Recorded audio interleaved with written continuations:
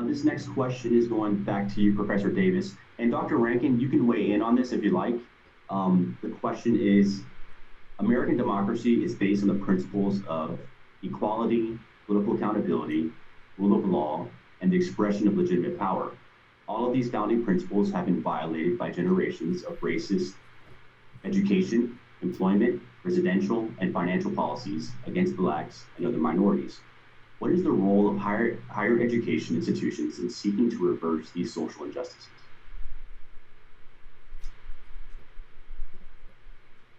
I think just the role we play as teachers and educators is so fundamental.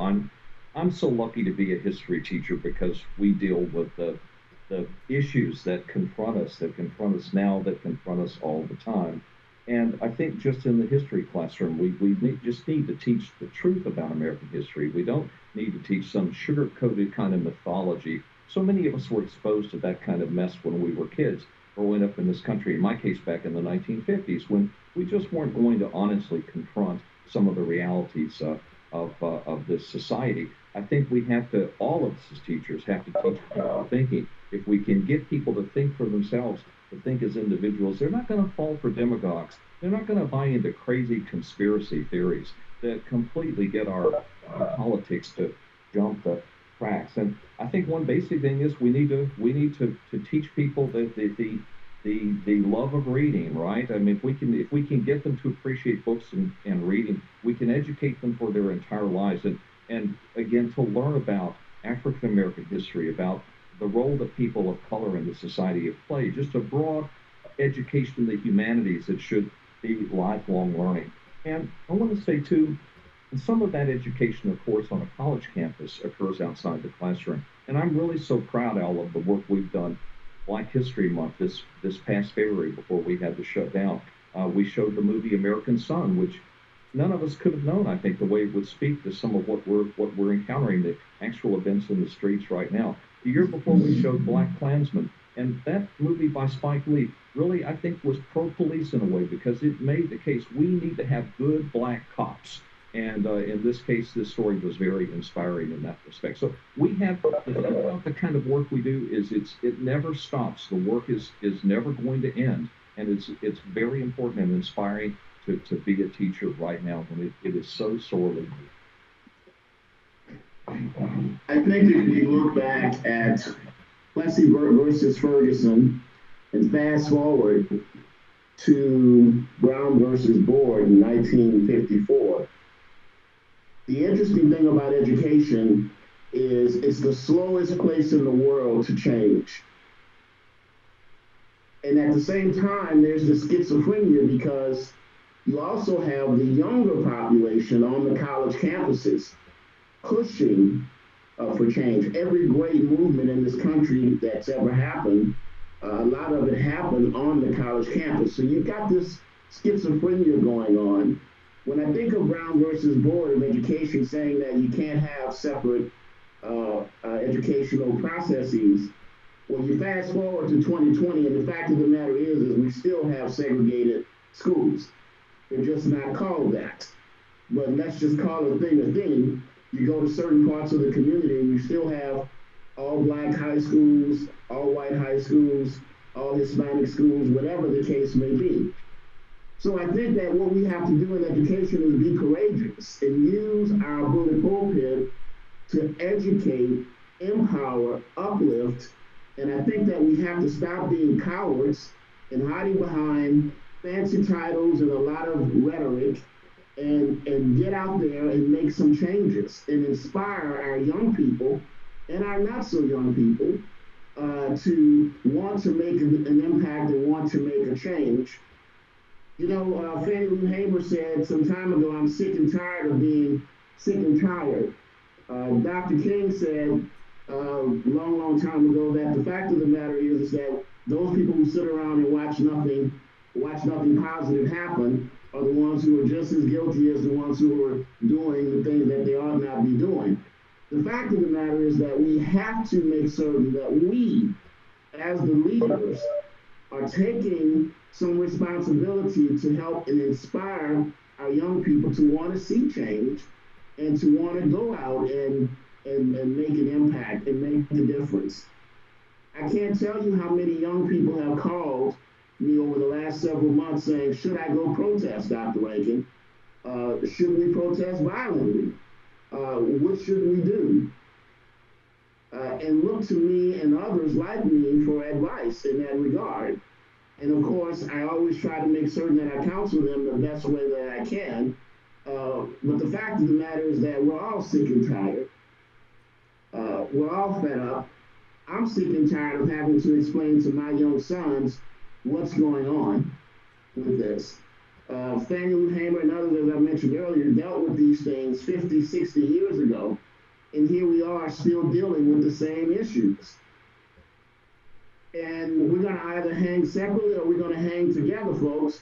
But we're going to hang if we don't do something, and if we don't use the bullet pulpit of education as one of the primary places where we can really, really build leaders who are not afraid to go out, step up, and speak up.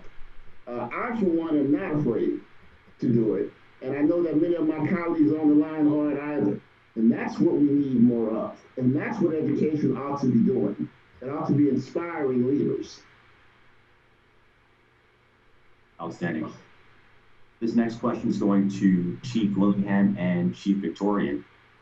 How can community policing practices be reformed in a way that creates more social trust between police officers and the people they are sworn to protect? Chief Willingham, do you want to start? Sure. Well, first of all, I think the term community policing is so broad of a brush that most officers, I think, in the field don't even know what it means. And so I think part of that is developing a process, a program that can be one grasped by the officers in the field and implemented by the officers in the field, and not just be that it be something that is lived in what is actually done day to day, rather than it be simply a feel-good phrase that we do community policing. So, it's the aspect of developing relationships with the people in your community, officers on first name basis with the people they serve, with looking for ways to solve community problems and issues that aren't even necessarily crime related, to be of service in that regard. And I think when you get to a definition, when you have a clear definition of what it is that you want your community policing program to be, then that is what, and you tie this into what was discussed earlier about recruiting, proper recruiting, and the chief mentioned that, then you need to find people who are going to meet that definition, who are going to be able to serve in that capacity, and be very clear about what it is that we want to accomplish in a community relationship type of process, and make sure that we find the right people to do that job, putting the right people in the right place. And so I think if we really want to make changes to our community policing practices, the first thing we need to do is we need to really define what that means, instead of just making it a very broad phrase, and then go out and find the people who can plug in and do the job in a way that maintains the public trust, and also we end up serving in that regard. And I think that's where one of the things where higher ed law enforcement has a bit of advantage, I think, in its interactions with its community in general, is we aren't crime call based, and so we do spend a lot of our time trying to be a resource, a part of the community, a community member, and so I think we have enjoyed that as a reason for our existence. Quite frankly, has been kind of the stalwart, the hallmark, if you will, of a campus law enforcement agency, at least in the higher ed levels, and particularly in the agencies that I've served. Hi, thank you. That's a great question, Chris. Here at the Houston Police Department, we have changed our focus from community policing to actual relational policing. And by relational policing, it means that we get out into the community and we build relationships with our community. But it's not enough for us as law enforcement administrators our law enforcement personnel to sit around the table and determine how we can best um, build trust between us and the community. We have to have people from the community around the table to tell us or to get, direct us on how we can improve these relationships. We can't, we may go into a community, just as an example, we may look at stats and in a community, I don't know, robbery may be a big issue. But when we go into the community and talk to community members, they just may be concerned with the loitering around the stores. So we need to make sure that we invite them to the table as well, instead of us trying to put a plan together ourselves to build this relationship and see what it is they would like to see from the police as well. Our tenets of relational policing make up the acronym TREE. So T is for transparency. So we try to be as transparent as we can with the public, with everything that's going on, with what we can release that won't jeopardize cases, or information that we can share. We have to have mutual respect. That R is respect.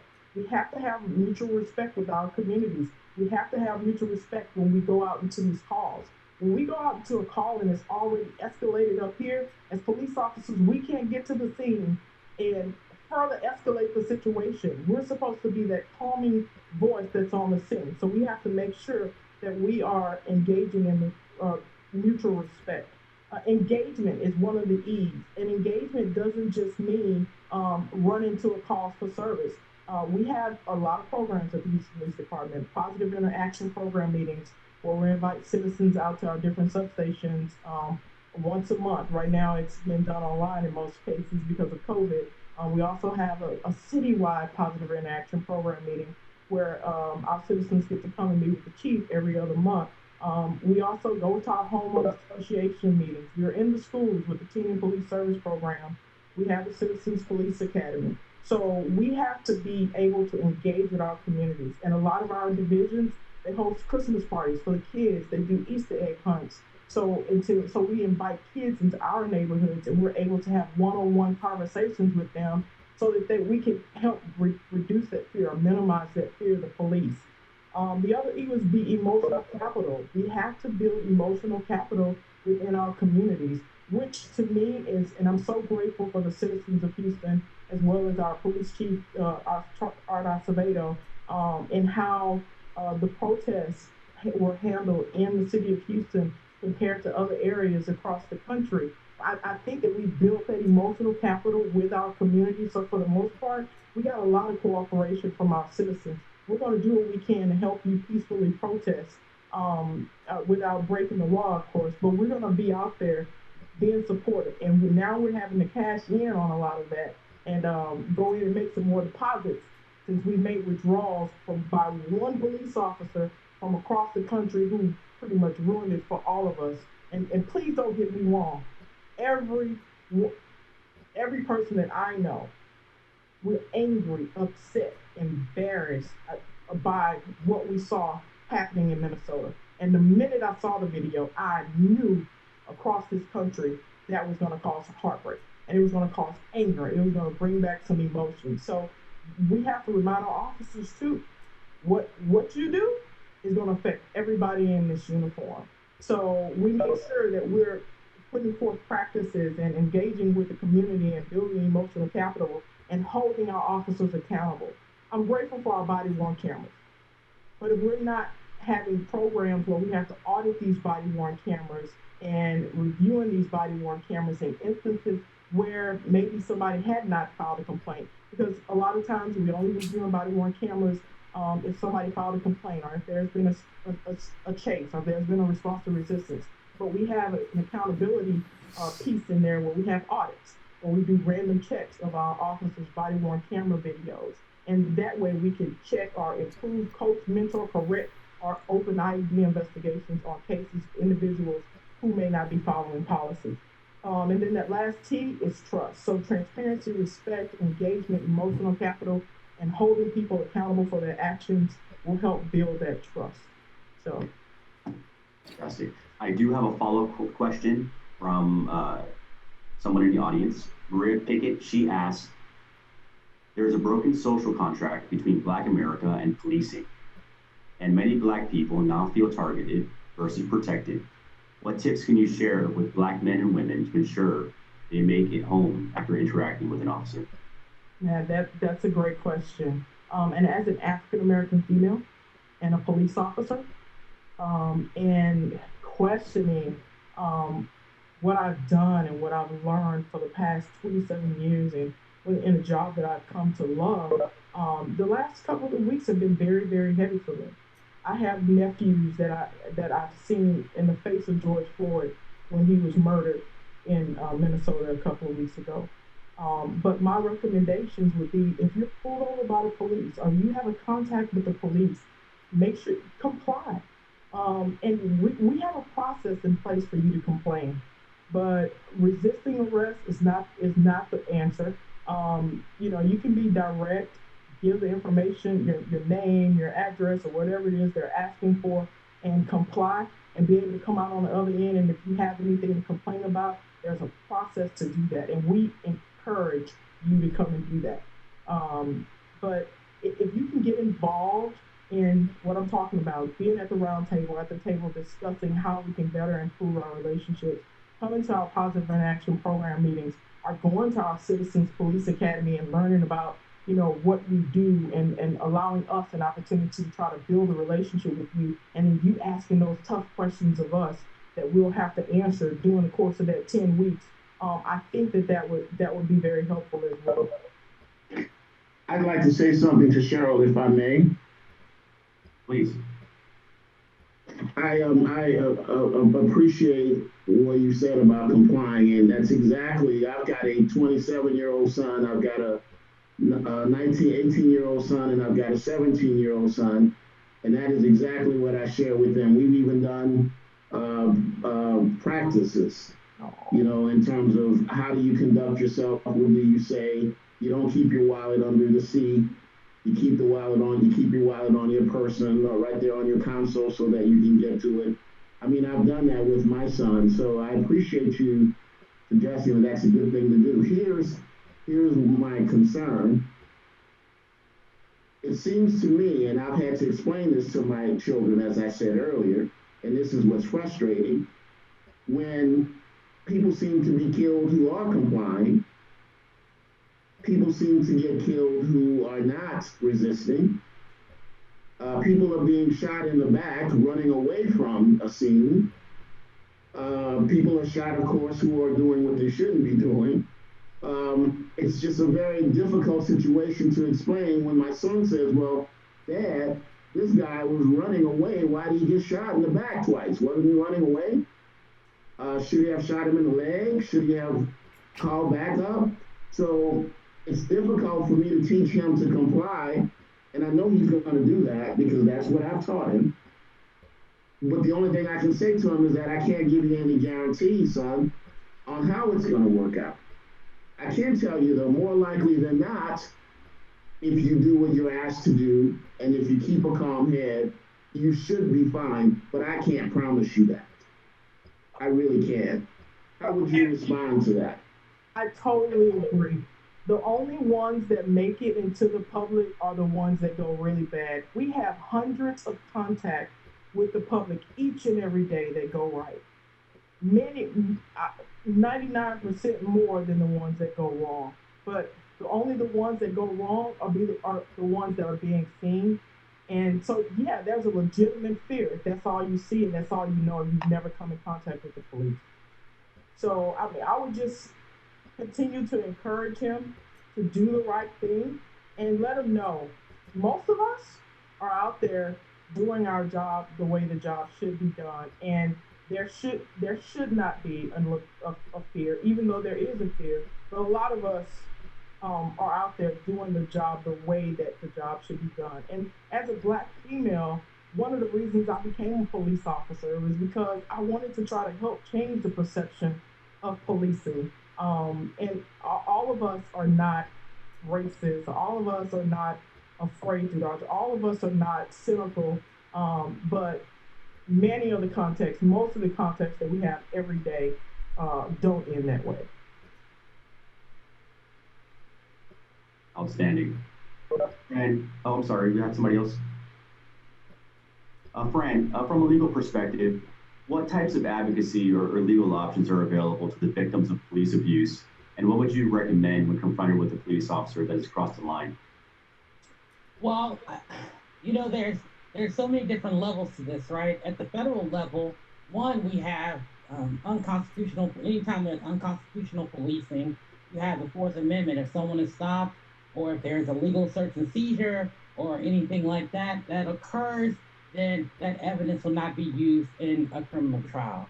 And then as you keep going, you also have lawsuits. So you have private lawsuits that can occur if a person has if an officer has used excessive force, then an individual can bring a private lawsuit. You hear a lot about this when you hear the settlements of cases when excessive force has been used, when there has been a wrongful death due to excessive force. Then you also have something important, which is called, structural reform litigation. And so with structural reform litigation, that's when we're seeking to change systems and reform policies. Structural reform litigation was used to desegregate schools. It was used to help with housing. And so when we have these larger suits that are brought that'll say we need to change the way certain policies are inside of certain systems, in this case being the system of policing, we have that. And then the Crime Bill of 1994, horrible bill, really, I believe that is responsible for the rampant criminalization of people, particularly Black people, people of color. However, inside that crime bill, there was power given to the Department of Justice to investigate policing practices within different departments and local municipalities. And so what that does is it ends up having the Department of Justice is able to investigate. They're also able to file lawsuits and to sue police departments. They're able to sue cities, municipalities. And what generally happens is that you come up with these consent decrees. And what these consent decrees are legally binding decrees that says that the departments, the municipalities are going to have significant and specific reforms within. And I think it stops short because because after the Department of Justice, after that case is over, what happens? Are we still continuing on? But ways that we can do that is ensure that there is technical support that continues on to make sure that these audits occur, ensure that these reforms have been put in place. So, for instance, when you're talking, and I know we're all talking about chokeholds right now. So, if there was a suit, if the DOJ investigated, filed a suit, then there would be a consent decree in the municipalities, right, to say that chokeholds are no longer available. And I know that the mayor just signed an executive order about this, but I'm just using that as an example. And also with that technical support, it would also help with when we're talking about the broad conversation of policing, because then again, it's about specific reforms, specific the relational policing of how are we able to come with the community and the police to really study and drill down what could be the issues. One, what are considered these crimes in this neighborhood or these actions, and then what can we do as a community at this round table? How are we all going to city council together to ensure that This next question is going to Ms. Porter and Mr. Wright. What can students do to formulate bottom-up changes at the grassroots level? If you want to start, Ms. Porter. Sure. Hi. So I think one of the most important parts about being a student is what happens outside the classroom. So I've heard this a lot from my classmates and from friends, and a lot of the things you learn from being in higher education comes from that experience. So, our time in higher education is an opportunity to expand an understanding of social issues and like what's acceptable and what's not acceptable. So students can sign protests, sign petitions, start protests, get involved in protests, write blogs, post on their socials, and then holding their friends and family accountable. So I know that it's one of those hard conversations that happens, but a lot of times coming from students, it's much more impactful, especially when it happens in clubs and organizations. So in my time in SGA, I learned the value of being involved and the value of having a voice. And so I know that being a student allows for you to have this opportunity to have a platform and also have access to higher education leadership, and having an opportunity to invoke change and to start bringing to light these social issues. And a minute ago, I said social media as well. And I think that right now it's a unique opportunity that students have, and that's bringing to light terrible acts of racism simply by recording it and documenting it that way to the point that it becomes viral. So keeping these documents on your phones, like the instance with Mr. Floyd, how those individuals had videotaped what happened, the entire country was able to see it. And so that makes it so apparent that no one can deny it. And the facts and stories and video evidence start to speak loudly enough to where we're able to demand change through that. And so I think students have the opportunity to make an impact, and it's what becomes central to be a student, and it's learning where you stand in those positions and then making an impact based on that. And so I think it's really awesome that higher education is able to shape the minds of future leaders, and those students go on to invoke those changes.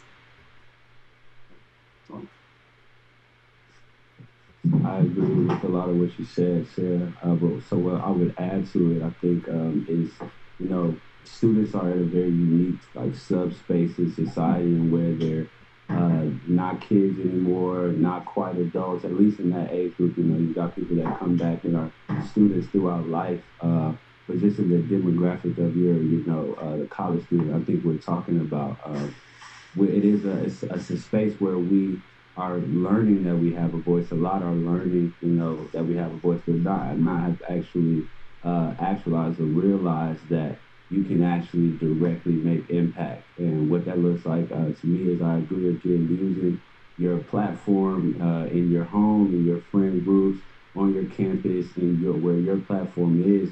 But we also need to understand that as students, we can get involved in our local politics, our local government, we need to really understand our power of a voice in the action of writing and even showing up to town hall meetings for our local, officers, law enforcement, political figures, DAs, all of that. We have to realize that we have a real voice, not you're a kid, I hear you, but I don't hear you. We can do it, yes, the protesting, all of that is important, but as well as even getting involved in local government, being there aren't certain age requirements on all local positions. So a lot of us don't realize how young we can actually get involved and directly make change. And so we need to realize that. We need to realize and empower each other. Professors, faculty members are responsible for that, of course, and empowering and letting students know. And that's something that I definitely was afforded in my experience at Lone Star Kingwood, was realizing and being shown and given opportunities to see that right now I can affect change. And so a lot of students, I think, are learning that, but really just now we need to empower them more through courses, electives, a lot of different ways of realizing that you can impact the social justice that you wish to see right now. Okay, excellent. I do have a question from the audience here. Go to a friend or one of the panelists, or both panelists who are from law enforcement. The question is, why are there not department policies or laws that mandate another officer on the scene stop another officer? There seems to be a culture of protect each other no matter what, which hurts the departments in the long run. Well, I can respond to that. We actually have that in our department. I think there is a cultural change that is happening in law enforcement, needs to continue to happen, and that is that we need to not just report things, but have an affirmative responsibility to intercede if we see one of our colleagues going rogue, if you will, to stop that action at that moment. I think there's a long history of and I'm sure Chief Victorian can attest to this, that there's a long history of the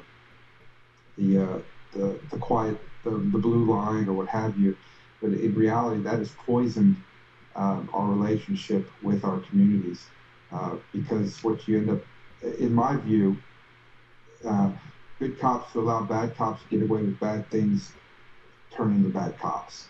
They're not good cops. So that is something that is a block that we're going to have to bust in law enforcement, 100%. And I think the younger people that we have that we're hiring now, those in their 20s, have a little more sensibility, are a little more sensitive to that sort of thing. And so I think that is certainly helping to address that. And I think policies where we specifically state that if you do not take action to stop a fellow officer going rogue, the policy really needs to state that you'll be held accountable to the exact same discipline that would result as if you are actually the person committing that act. And so when you see what happened in Minneapolis, and then you're seeing the charges in Atlanta, where it's not necessarily a bad thing here. I think it's a very good thing, because I think the message is being, the shot across the bow, if you will. The message is very clear that you're going to be held criminally accountable just as much as you're going to be held accountable policy-wise. And I think if we sign up for it, and I've had people criticize me on this topic because they talk about, the two officers were rookies. We're talking about Minneapolis. I said, but right is right and wrong is wrong. At some point, you have to make a decision to be able to look in the mirror and determine, you signed up for this. And I think part of that is we have to get that across in the academies too. That if you're going to sign up for this, you're going to have to make tough choices. And sometimes those choices are going to mean that the person next to you is going to be the person that's breaking the law that you have to enforce. And I think that is going to be a huge culture change that we have to make in the ranks of law enforcement. And I agree with Chief Willingham. The second most difficult thing to watch on that video was the officer standing around watching this happen. Basic humanity says, "Hey, dude, get up. I got it." Absolutely. That didn't happen. That did not happen. What we need to do as police officers, we have a responsibility to protect and serve. Yeah, that's a mantra. That's the mantra we've used for so many years. But protecting and serving also means everybody in our custody, good or bad.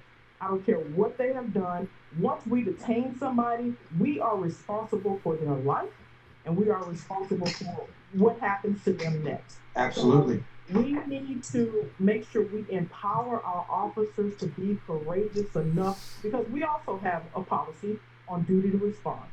But we need to make sure that we are empowering them with enough courage to be able to say, "Hey, man, you need to get up," and make it a common practice. That's something we may need to start practicing in the academy in scenario-based training, because it's time out for that. That was absolutely hurtful. I was burning up inside to watch this man die and watch somebody stand around for over 8 minutes while without seeing anything.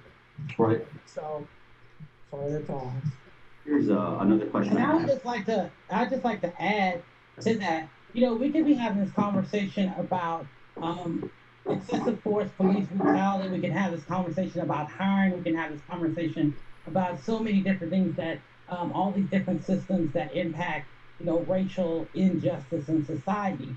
But really, it's really about making sure that we are not only implementing these policies, but ensuring that these policies are held, and that people actually feel empowered to apply these policies, use these policies. Because what you don't want things on the books that's just window dressing, right? You want to make sure that everything that you put down on paper, that you are ensuring that you're discussing, is to ensure that it's actually going to make an impact.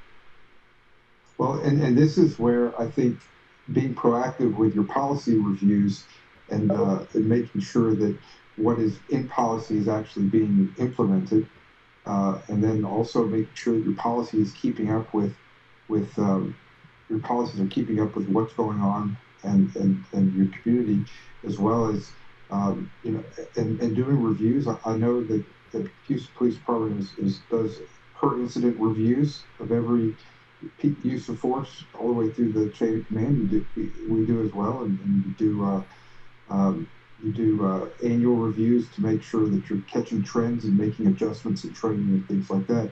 So, like you said, Ms. Watson, you can't just write something and walk away. It has to be actually a living, implemented document.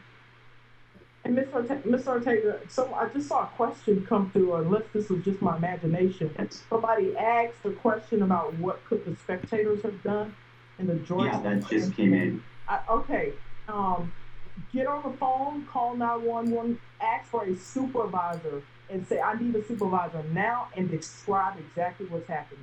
I don't recommend anybody going over trying to get involved in what the officer is doing, because what are they going to do? They're going to further, escalate the situation by trying to take somebody else into custody. But hop on that phone, call 911, you let them know you're calling on a police officer, tell them exactly what you saw, tell them that you need a supervisor now. This man has died. I mean, just be very, very descriptive in what's happening, and make it known and loud enough for these officers to know, I'm calling, you can call the police on police. And if that's what it takes, then that's what it takes. That was my recommendation for that question that I just. I have another question from the audience I wanted to get in. What are the thoughts of the law enforcement on the panel about the likely walkout of Atlanta PD? How do law enforcement officials protest when they believe to be wrongfully terminated or filing of charges?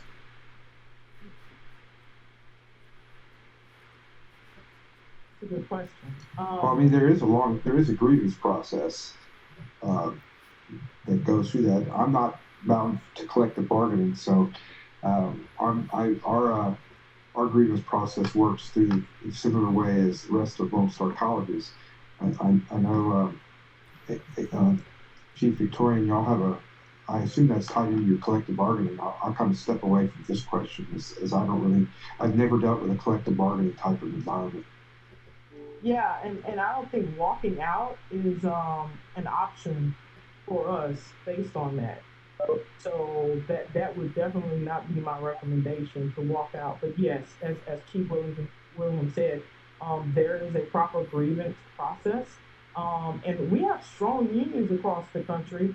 Why don't we go to the union and let's try to hash something out between the union and administration immediately, as opposed to walking out, because walking out is a public safety issue for both the public and the officers that are still there trying to protect and serve the community. Another question from the audience. Many people know that both compliance and non-compliance can lead to assault or death. How can we ensure that police misconduct results in meaningful consequences? I'll read that again. Many people know that both compliance and non-compliance can lead to assault or death. How can we ensure that police misconduct results in meaningful consequences? Well, the IAD process internally and working directly with the Civil Rights Division at the District Attorney's Office, when after cases are investigated, they have to be presented to the District Attorney's Office for review and follow-up. That's just the legal way for it to be taken care of. Are there anything else that citizens can do to ensure that the process is done fairly? You can continue to follow up with the law enforcement agency to see where we are in the process of the investigation. See when it's been presented to the district attorney's office, ask for, the results from the district attorney's office. But in these cases that we've had recently, they've been moving pretty fast and pretty swiftly. But with the new reforms, the Major City Chiefs Association and IACP are supporting a nationwide database on discipline, where discipline is going to be made public in sustained cases of misconduct. So that would be my response to that. Here's a quick follow-up about what you mentioned about database. Another student or another attendee says, what are your thoughts about creating a system where there's a nationwide database to track complaints brought upon law enforcement officers? Do you believe that this would be helpful in regards to hiring practices and monitoring officers' job performance? Absolutely. Shaming is not always the best thing to do, but in this instance, that would be it would be shaming if you get your name in a nationwide database on discipline. then if you get terminated from your current agency, everybody's going to know that. So you probably will not be in law enforcement again. So I support the nationwide database because we've had recent incidents where individuals were terminated from an agency Right. specific issues and trying to go and get another job, or actually got the job, and then when it was determined that this individual was involved in an excessive force incident, they lost their job. That would have been good to know for a law enforcement agency before they even hired that person. Person changed their name, and was hired. But I think that it's a great idea to have a nationwide database on discipline. Yeah, I think that the only, and perhaps the wording of the question is a little vague. Straight up complaints, not necessarily, but sustained complaints and discipline, yes, because complaints can be made arbitrarily and they're actually not true, could be untrue. So I think after investigation, a sustained complaint and discipline is imposed, I think a national database would be a great resource, particularly for agencies to when they're hiring. And I like you said, Chief, I've come across that before. Where in Texas we have what's called an F5, which is your outgoing document of discharge, and we'll see people with honorable discharges on their record, and we do background checks, and we find out that was a convenient agreement between their prior employer to get the honorable discharge if they just walked away, rather than get terminated and make that agency go through a internal investigation. So it behooves agencies to be, it requires agencies to be honest when they have these issues, and it also requires good, solid background investigations of candidates who have prior law enforcement experience. Make sure you know what you're getting, and that there's stuff that's not just been pushed under the rug.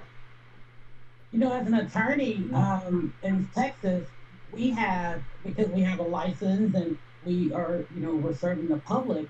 If there is an issue with one, you can go and look at my name right now, and you would see if I have any public disciplinary action. Also, there's a magazine that's printed with the attorneys every month that'll say this lawyer has done this. They have had the action, and not only has there been the action that was shown, but also what was the accountability measure? What happened? Were we properly reprimanded? Were we disbarred? Were we suspended? So you also know that if there was some grievance, you'll know what was the remedy, what was the outcome of what had happened. Okay. This next question is for Mr. Lemon. Are officers actually taught to assume that Black people are a deadly threat, or do you think it is something internal that they bring to the job? And if they bring it with them, how did the psych eval weed this out before they enter the force? Of all of my training, I've never known an instructor to teach that they are a deadly threat. I think what we have sometimes is that the moment an officer of another race stop you or pull you over, you get that feeling, why me? You're picking on me. I know good white officers that take pride in their job. Now the bad ones should be weeded out and weeded out quickly. But that has not been a part of my training or any the guys that I work with. But I have I've noticed more aggressiveness now. And I'll make no excuse, and I'm not trying to cover up what just happened in Atlanta or Minnesota. The drugs that the youngsters are taking out, they're more stronger, more aggressive, more violent, and a lot of times they don't want to hear something from an officer of another race, and that's very unfair. But it happens, and when they do, a magnifying glass is put on that situation, and it makes it look like all white officers are that way. Now, I believe in right is right, wrong is wrong. Earlier, we was talking about proper conduct when stopped by an officer. These things need to be practiced. You need to know them. If it's nighttime, turn the dome lights on. And let your windows down if you got tinted windows. Make sure that officer can see everybody's hand inside that deal. I myself, as an officer, When I'm pulled over, I let my windows down at nighttime, turn the down light on. I will either drop my keys on the ground or put them on top of my vehicle. I want that officer to see my hands. When he wants to see my ID, I'm talking him through the whole process. He's seeing my weak hand, which is my left hand. My dominant hand is my right hand. My wallet is in my right hip pocket. I'm talking them through it. I'm reaching back here. I'm going to slowly put it on the dash. What do you want me to do from that point? You want me to open it or just pass it to you? These are things we have got to do. And I can understand young black male. I grew up in Fifth Ward in a government housing project where it seems like every time we saw an officer, it was an officer of another race, and it seemed like we were being picked on. But when I became more mature, I saw that they were there for a reason. You know, and I never heard an officer say, well, this is a great day to go and flip up on a black guy, or this is what I really want to do, this is what I'm hired for. That type of officer could not work with me, and I will report that type of verbiage or activity. And I'm not just picking on one particular race, even if it's someone of my race. If that is your mentality, if that's what you got in law enforcement for, no, you cannot work side by side with me. And yes, I will let it be known. Because I have put my life on the line 30-some years. Now, when we talk about community-oriented policing, I was a part of the first storefront the Harris County Sheriff's Department opened up in District 1, Bound North Houston and 249. This meant that not just sitting in our office, you had to go and be involved in the community, create programs for senior citizens, for kids, for young adults. Sometimes I even went to church with some of the students, some of the people in the community. So I want to get to know the pastor. I want to get to know their needs. So a lot of times when they have problems with an officer, they will come to me before they went to the supervisor. And I'll say, hey man, you got to straighten up. This here has to be reported. They're going to report this here. But it's time for you to change your behavior. Community-oriented policing works. We cannot put our brother-in-laws in these positions. We cannot put people that we owe favors in these positions. And when we do put the right people in these positions, don't just move them around when you get ready.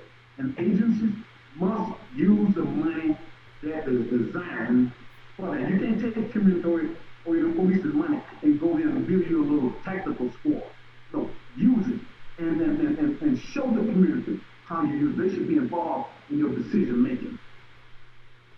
Excellent. This next question is for any of the panelists that would like to weigh in. The preamble to the Constitution states, "We the people of the United States, in order to form a more perfect union, establish justice, ensure domestic tranquility, provide for the common defense, promote the general welfare, and secure the blessings of liberty to ourselves and our posterity." But the framers never defined who we the people are. Is there a way forward to create a shared national identity that's based on social justice and racial equality?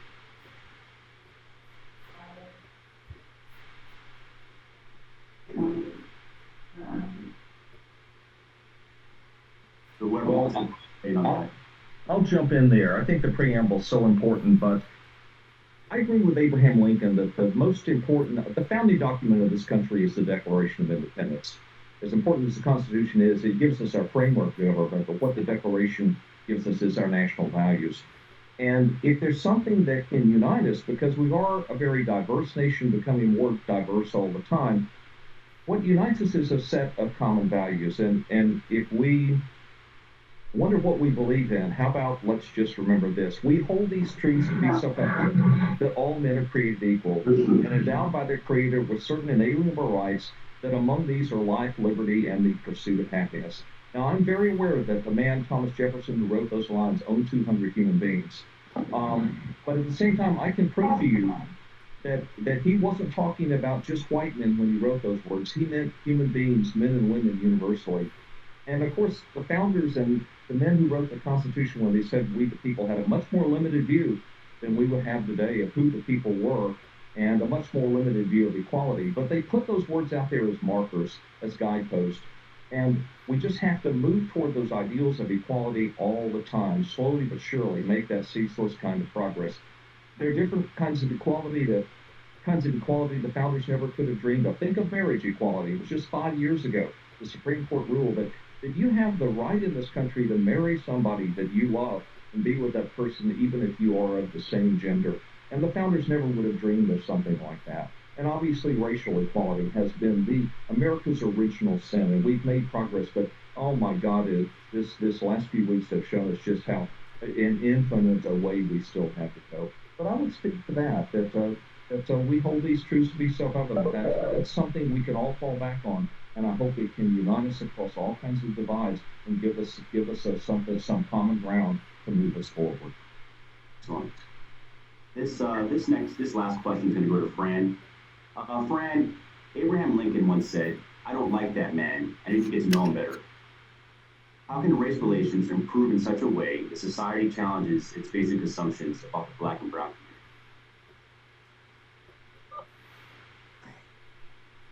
community? This is something that's going to be going on for so long. When you walk into a space, when I walk into a courtroom or I walk into a place, there are assumptions, there are bias that exist already. When I open my mouth and they see that I'm able to do this work just as they are, then all of a sudden the dialogue changes, it shifts. But what we have to do is just ensure that we are recognizing people's difference, right? You know, as someone who lives in the intersections of life, being Black, being a lesbian, right, being a woman, and really knowing that anytime I'm having to deal with microaggressions, any type of comments, any type of folks saying that you may not be as qualified or the assumption that I'm not qualified, until we can get past with being able to see people's humanity in addition to seeing who they are when you look at them or who they are in love with or whomever, how they operate, how they navigate through their identities in this space, then that is going to be meaningful, right? They're saying, you know, that's going to be the meaningful piece of it because it's so much more to a person. And knowing that when people are allowed to bring their 100% authentic self to these tables, then we'll be able to move forward. Because until then, there's going to continue to be this other, and this other is not going to be made for a more perfect union. It's going to continue with this. May I say something as well? Of course.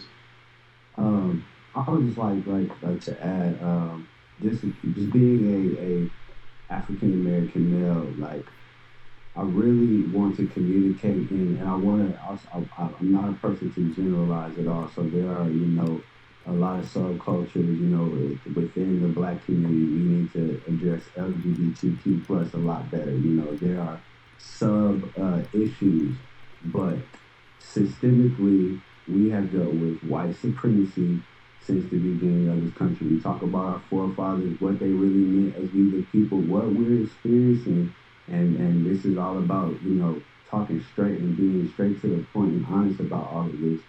We are having this discussion based on a lot of white supremacy, police brutality, on groups of color, people of color, and it is not so much, you know, we're not talking about historical evidence of Black people showing prejudice and discrimination towards white people or any community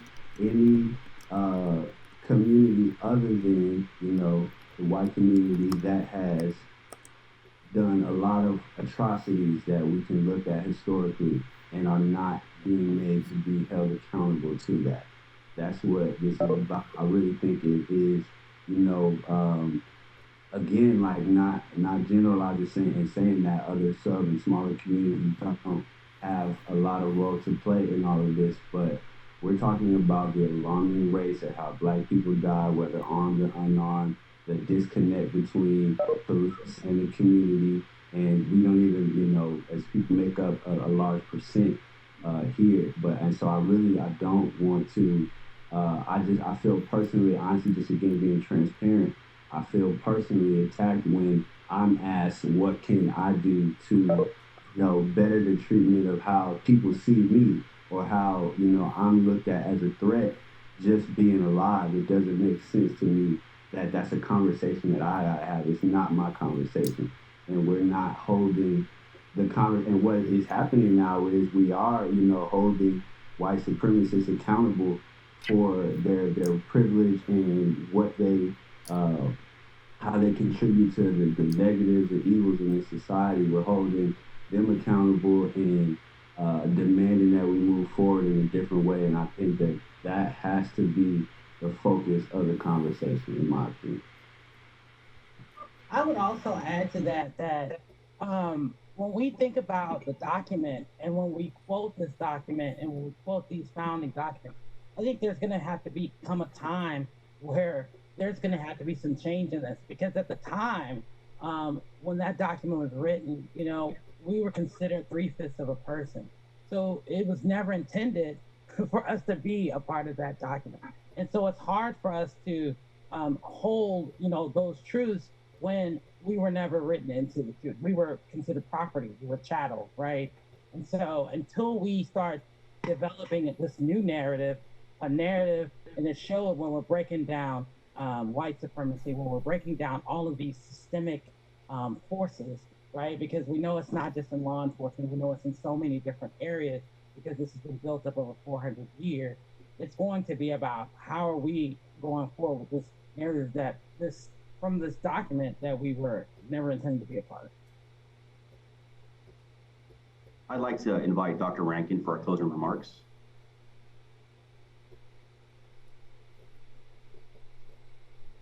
Three-fifths of a human being, and I think that a lot of times today we see that narrative is still being pushed in many ways where people don't see us sometimes as people who have hearts, who bleed, who feel sad, who feel happy, who have families, who have dreams, who have hopes, just like anybody else.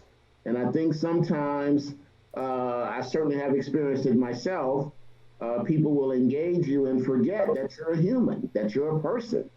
You know, it's always suggested with me that I'm a person who sometimes can scare people. Well, I think that's an unfair thing to say about a person you've never sat down and talked with to find out exactly who they are. I think it's a very unfair thing to suggest, well, so-and-so is a very unpleasant person if you've never sat and had a conversation with that person. So I think it all goes back to the three-fifths human thing.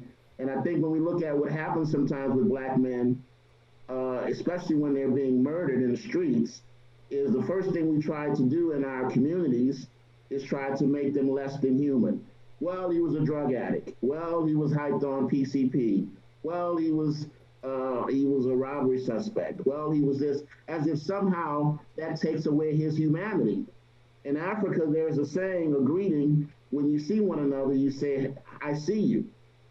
That means that I see your humanity. I see your personhood.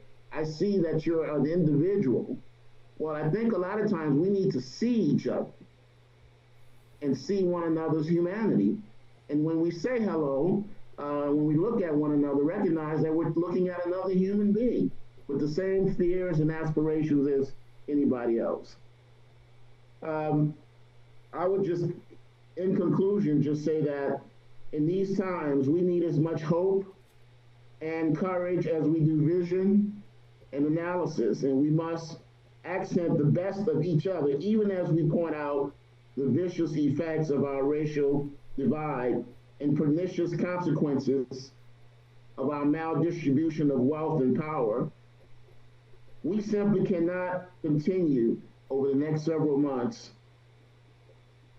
to be at one another's throats, even as we acknowledge and recognize the weighty forces of racism, patriarchy, economic inequality, homophobia, and ecological abuse. We are at a crucial crossroads in the history of this country. And as I said earlier, folks, we're going to either hang separately or we're going to hang together, but we're going to hang if we can't get this right. And the fact of the matter is, and the question is, do we have the intelligence, the humor, the imagination, the courage, the tolerance, the love, and respect for one another and for our union to meet this challenge? Well, I guess time will tell, won't it? But none of us alone can save the nation or the world. But each of us can make a positive difference. if we commit ourselves to do so. Thank you.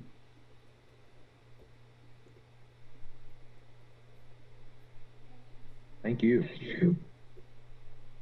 Thank you, Dr. Rankin, for sharing such powerful words. And thank you to our panelists. We are forever grateful for you all taking time out of your busy days to be with us.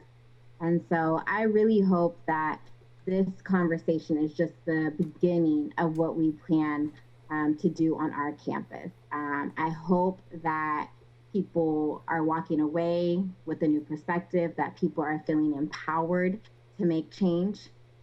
I'm hoping that we can take the conversation we had today and have those conversations with our family members, our friends, with the people that we see on an everyday basis. I can't encourage you all enough that the conversation cannot stop here. It has to continue.